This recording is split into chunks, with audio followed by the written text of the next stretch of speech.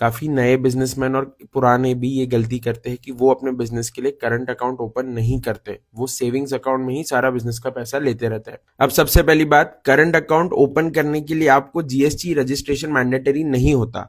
आपके पास shop act, उद्यम आधार या फूड बेस्ड बिजनेस में फूड लाइसेंस भी रहा तो आपका करंट अकाउंट ओपन हो जाता है। कुछ स्पेसिफिक प्रोफाइल्स में बैंक के पास इंटरनल गाइडलाइंस होती है कि उनको आपसे जीएसटी रजिस्ट्रेशन लेना कंपलसरी है। अब किसी भी करंट अकाउंट की मिनिमम बैलेंस की जो रिक्वायरमेंट है वो 0 रुपए से लेके 5 लाख तक के कितनी भी हो सकती है, जो अल्टीमेटली डिपेंड करता है कि वो करंट अकाउंट कितना प्रीमियम है। अब करंट अकाउंट ओपन अगर आपने नहीं किया तो क्या हो सकता है? सबसे पहली चीज, करंट अकाउंट के अंदर कैश डिपॉजिट की लिमिट ज्यादा होती है as compare to saving account.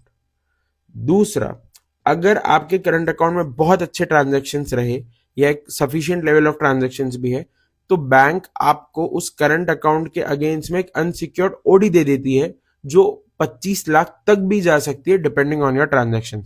मतलब ये बेसिकली लोन हो गया है जो आपके ट्रांजैक्शन हिस्ट्री को देखकर बैंक आपको दे रहा है। इसके अलावा जब आप लोन लेने जाते हैं तो काफी सारे बैंक्स आपका सेविंग अकाउंट के अंदर का जो ट्रांजैक्शन होता है उसको कंसिडर नहीं करते। मतलब आपके सेविंग अकाउंट में आपका जो क्रेडिट समेशन है, टोटल क्रेडिट एंट्री, इसकी कितना पैसा आया है या आपके जो बिजनेस ट्रांजैक्शन हुए हैं उसको कंसिडर नहीं किया जाता। तो फिर उस केस में आपको जो लोएस्ट इंटरेस्ट रेट्स पे लोन मिल सकते हैं या एक मैक्सिमम अमाउंट मिल सकता है, वो बैंक्स छोड़ के एनबीएफसीज या दूसरे प्राइवेट बैंक्स जाना पड़ता है जहां पे आपको हायर इंटरेस्ट भी मिल सकता है।